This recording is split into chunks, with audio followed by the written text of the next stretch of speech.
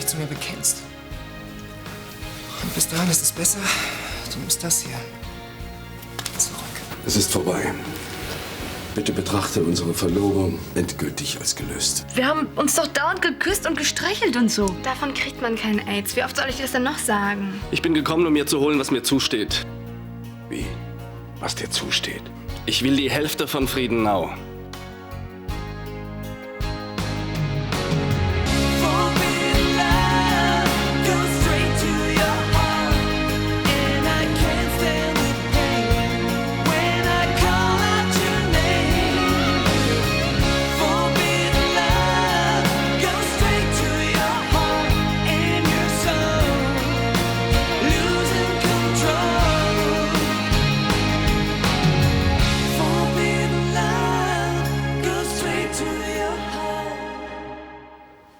»20 Jahre lang hast du nichts von dir hören lassen. Und das Einzige, was dich nach all der Zeit interessiert, ist Geld. Geld, das mir seit 9 Jahren zusteht. Ja, warum fällt dir das erst jetzt ein? Ich war eben sehr beschäftigt. Ach ja. Ist es dir denn gelungen, mit deinen sozialistischen Spinnereien die Welt zu verändern? Ich habe mich arrangiert. Auch ich bin älter und vernünftiger geworden. Ah. Aber ich habe nie vergessen, wie du mich damals übers Ohr gehauen hast. Ich habe was? Tu doch nicht so scheinheilig. Du gehst zwar stramm auf die 50 zu, aber so schlecht kann dein Gedächtnis doch wohl noch nicht sein. Ich weiß nicht, wovon du redest. Dann will ich dir mal auf die Sprünge helfen. Du hast damals so lange auf unseren Vater eingeredet, bis er sein Testament geändert hat und du dann das ganze Vermögen erst einmal alleine einstreichen konntest. Absoluter Schwachsinn. Ja, es war tatsächlich Schwachsinn, dass ich bis zu meinem 30. Lebensjahr warten musste, um das zu bekommen, was mir zusteht. Vater glaubte damals, dass du zu unvernünftig, zu unreif bist, um hier Verantwortung zu übernehmen. Wie auch immer. Auf jeden Fall bin ich jetzt alt genug, um mein Erbe anzutreten.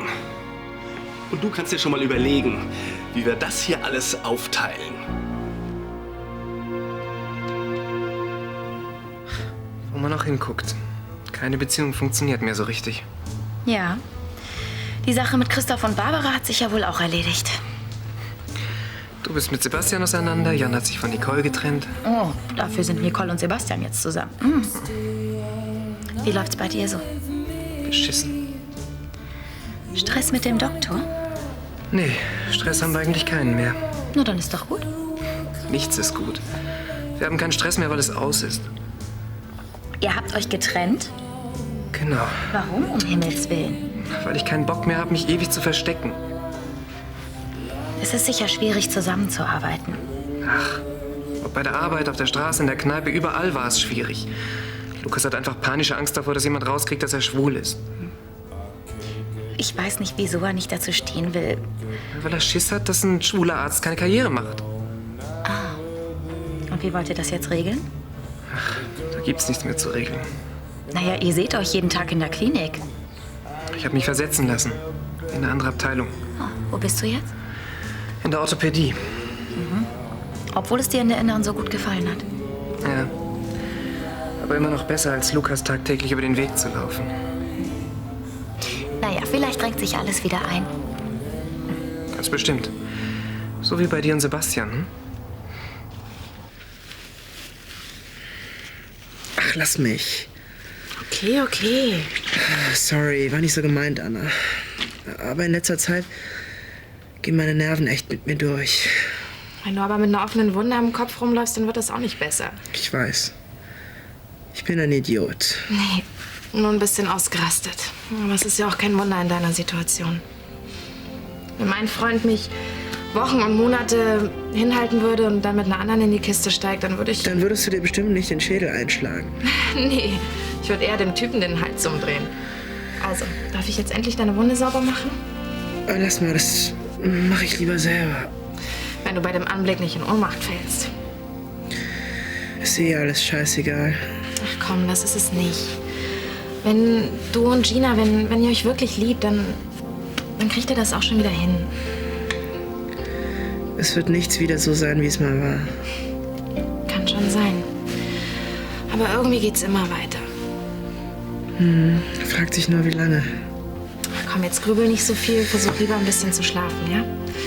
Und morgen früh sieht dann alles schon wieder ganz anders aus. Schön wär's.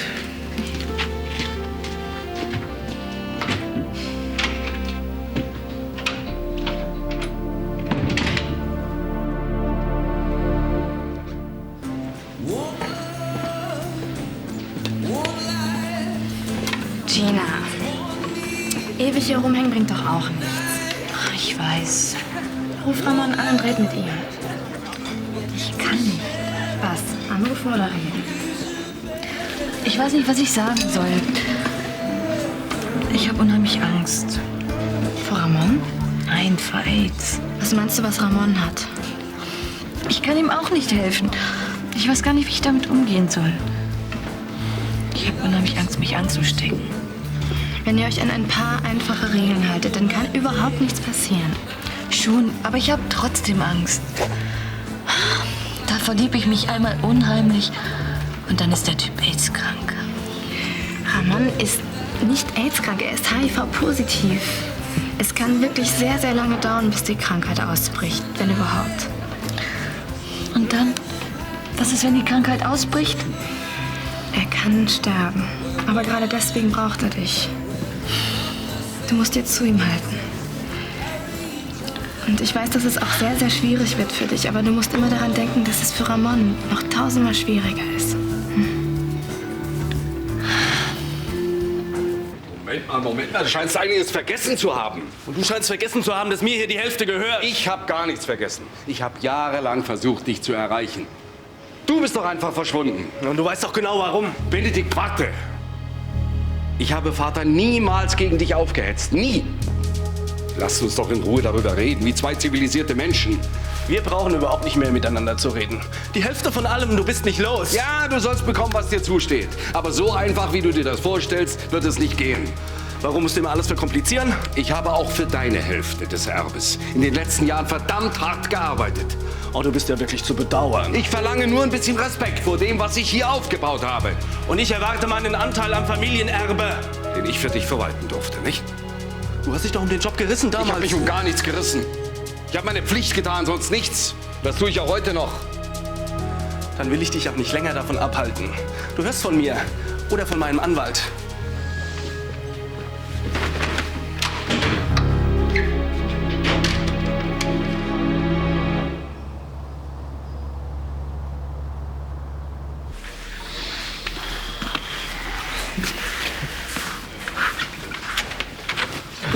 Guten Morgen, Herr Professor. Guten Morgen, Herr von Sterneck. Na, schon Sehnsucht?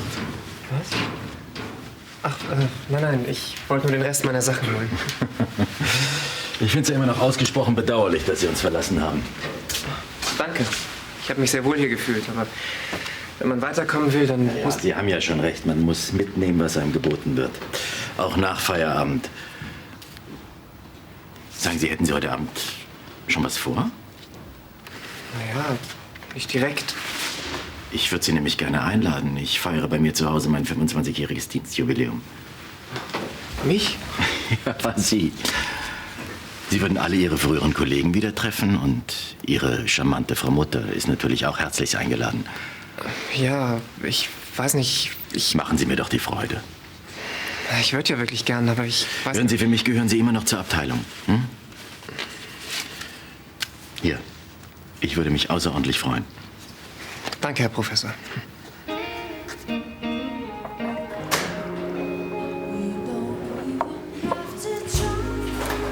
Hallo, Schwägerin. Wahrscheinlich nicht mehr lange. Das wäre ein wirklicher Verlust für die Familie von Anstetten. Christoph sieht das anders. Christoph kann nicht ganz dicht sein, dich gehen zu lassen. Na, du kennst ihn ja. Mit ihm ist einfach nicht zu reden. Das habe ich auch mal wieder feststellen müssen.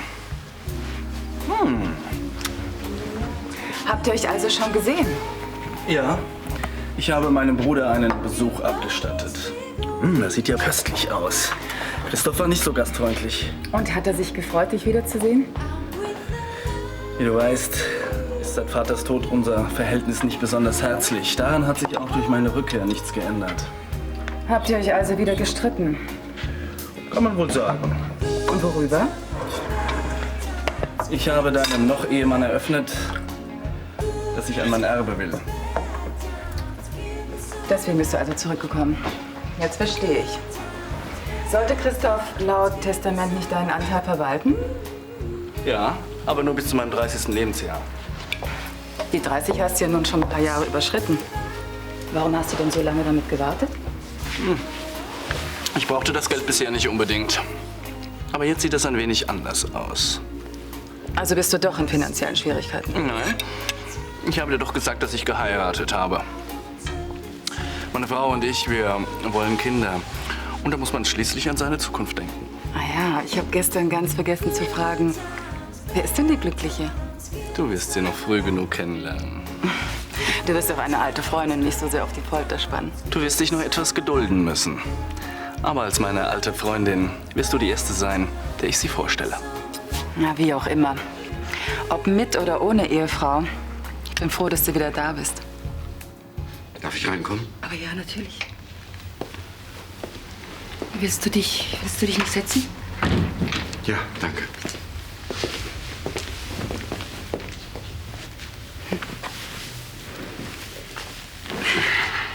Ich habe mich sehr gefreut.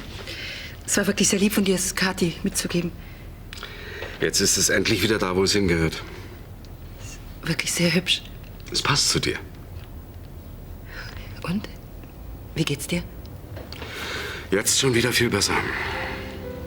Das klang aber vorgestern noch ganz anders. Da hast du behauptet, es wäre besser, wir würden uns vorerst nicht mehr sehen. Und jetzt behaupte ich, dass ich es nicht aushalten kann, wenn wir uns nicht sehen. Es tut mir leid, dass ich so reagiert habe. Mit Kathi alles in Ordnung? Naja, sie hat natürlich ein sehr schlechtes Gewissen. Ja. Ich hoffe, sie hat daraus gelernt. Wir haben wohl alle aus dieser unseligen Geschichte gelernt. Sag mal, könntest du dir vorstellen, heute Abend mit einem alten Freund zu dinieren?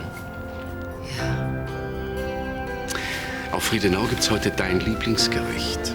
Entenbrust mit gedünstetem Brokkoli. Und danach einen doppelten Espresso. Einen doppelten Espresso. Ja, dann könnte ich mir vorstellen, mit einem alten Freund zu dinieren.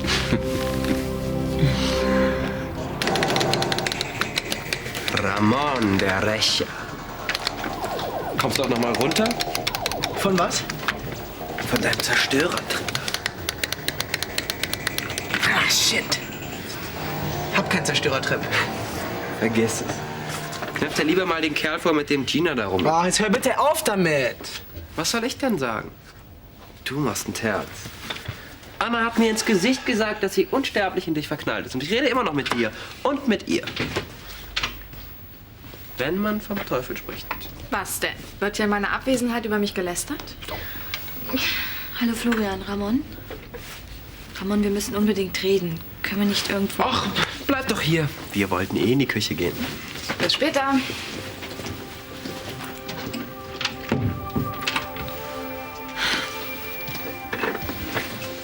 Sag mal, was denkst du eigentlich von mir?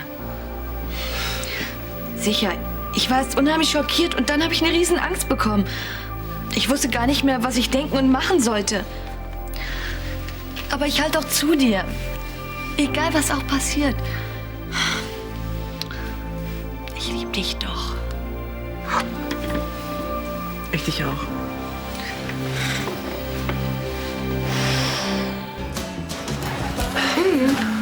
Wieder ein paar Plattensenk- und Spreizfüße diagnostiziert. Nein, heute waren X und O-Beine dran. Hört sich ja höchst interessant an, dein neuer Job. Ach, der Job ist schon okay. Was macht dir sonst Kummer? Meine Freizeitgestaltung. Deine Sorgen möchte ich haben. Und, was Neues von deinem Doktor? Nein, das heißt doch, ich bin heute auf eine Party eingeladen, zu der er auch kommt. Was ist das für ein Fest? Das 25-jährige Dienstjubiläum von Professor Albers. Klingt nach Champagner, Kaviar und Lachschnittchen. Da kann sich so ein armer Student wie du es bist mal wieder richtig durchfüttern. Mir ist aber der Appetit vergangen. Wegen Lukas? Gero hat Stress mit Lukas. Es kann doch nicht dein Ernst sein, dass du tatsächlich erst die Abteilung seinetwegen wechselst und dir jetzt auch noch diese Party entgehen lässt. Gero, ich verstehe dich nicht. Du kannst ihm doch nicht ewig aus dem Weg gehen. Naja, ewig nicht, aber in der nächsten Zeit möchte ich es echt vermeiden. Haha. Und da hängst du dann lieber alleine zu Hause rum. An deiner Stelle würde ich jetzt erst recht auf das Fest gehen. Was soll ich denn da? Wie wär's mit Amüsieren? Mir ist aber nicht nach Feiern. Vielleicht versöhnt ihr euch ja auch wieder. Wäre eine Möglichkeit, oder? Gero, heute Abend gehst du dahin und wenn ich dich persönlich hinschleppe, es wird nicht gekniffen. Lukas wird übrigens bald das Krankenhaus verlassen. Er hat einen neuen Job gekriegt. Na also, noch ein Grund mehr hinzugehen. Eine tolle Chance für einen Neuanfang. Hm? Mit Champagner.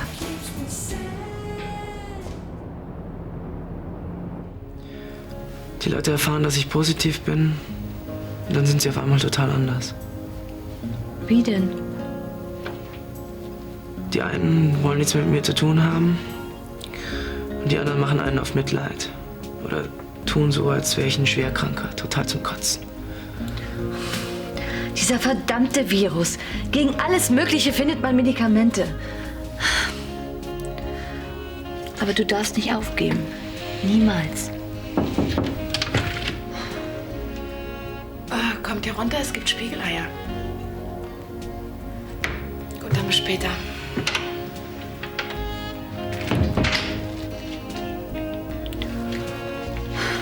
Hast du schon mal dran gedacht, mit dem Brandners zu reden?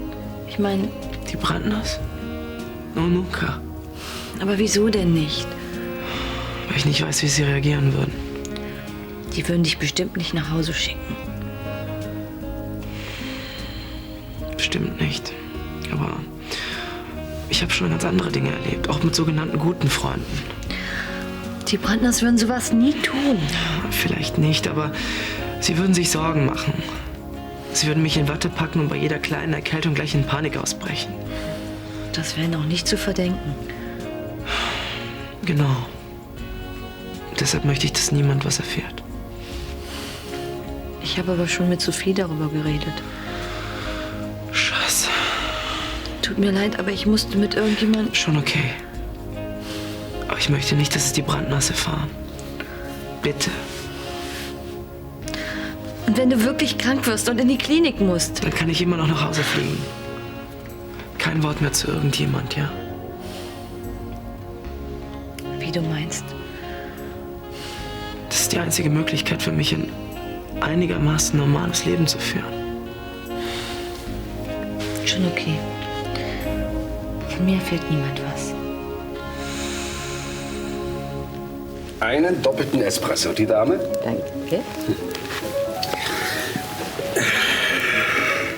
Der Urlaub in der Schweiz hat mir richtig gut getan. Ich hatte viel Zeit zum Nachdenken.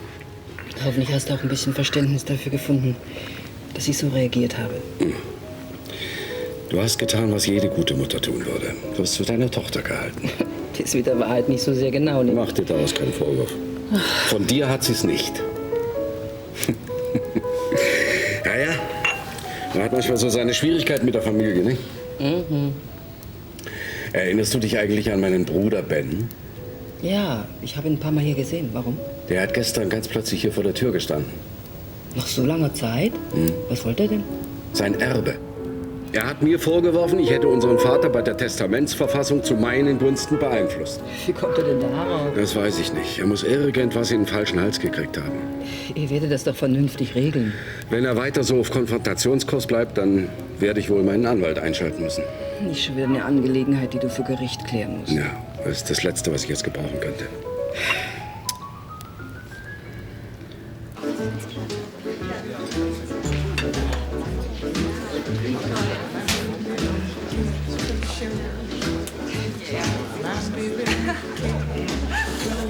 Mein Lieber, das ist übrigens der Hagemann. Von ihm werden wir in Zukunft noch alle eine ganze Menge hören. Vielleicht bringt er sogar zum ersten Mal den Medizinnobelpreis in unsere Stadt. Und das ist Frau Popowski, eine wahre Kapazität auf dem Gebiet der Allergologie. Und demnächst wird sie sich noch einem anderen Spezialgebiet widmen. Und welchem, wenn ich fragen darf? Fragen darf sie, kriegst aber keine Antwort. Genau. Die werde ich nämlich gleich selber höchstpersönlich verkünden. So, ich glaube, es ist jetzt Zeit für meine kleine Ansprache. Ja, wenn die Gäste schon alle da sind. Noch können Sie einen Rückzieher machen. Nein, keine Angst, ich werde schon nicht kneifen. Ich habe mir das ja wirklich gut... Ich habe mir das ja wirklich gut überlegt. Ja, prima. Dann würde ich jetzt mal Ihr Schicksal in die Hand nehmen.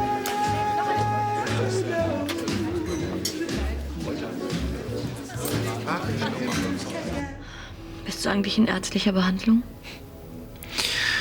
Nein, mein Vertrauen zu Ärzten, das habe ich verloren. Kann ich gut nachvollziehen.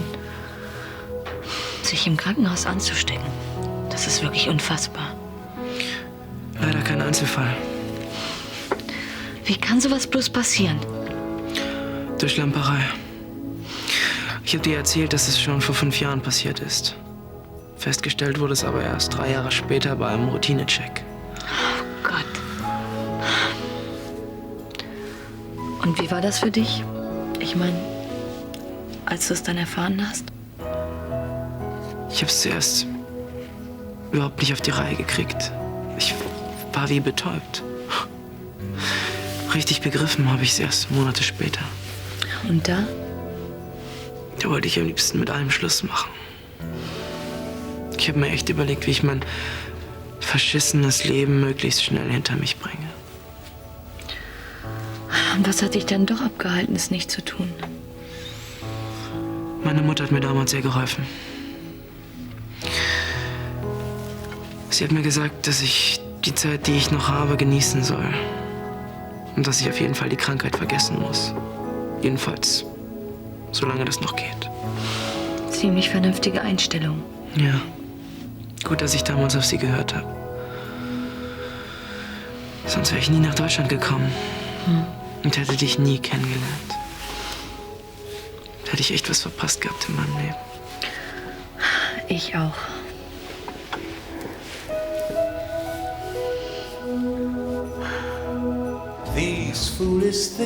Komm jetzt. Sei ein bisschen guter Laune. Danke.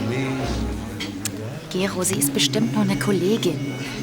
Im Krankenhaus habe ich die noch nie gesehen. Dann ist sie vielleicht eine gute Freundin, so wie ich.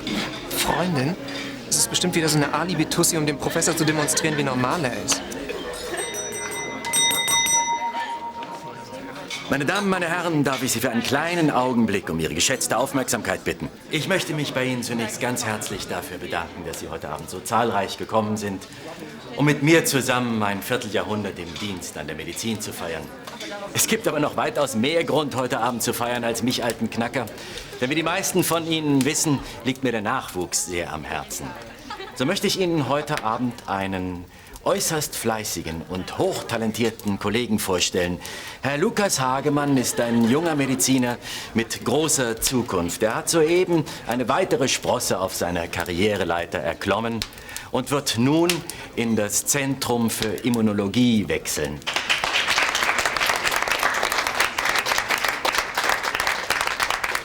Ich möchte diesen Anlass nutzen, um ihm ganz offiziell zu seiner verantwortungsvollen Position zu gratulieren. Ich darf Ihnen von Herzen alles Gute wünschen und viel Erfolg. Der hat ganz schön was drauf, dein Doktor.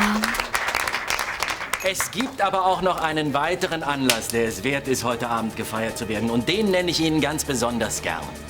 Herr Lukas Hagemann hat auch privat sein Glück gefunden. Ich freue mich außerordentlich, Ihnen bekannt geben zu dürfen, die Verlobung von Herrn Lukas Hagemann und Frau Irina Popowski.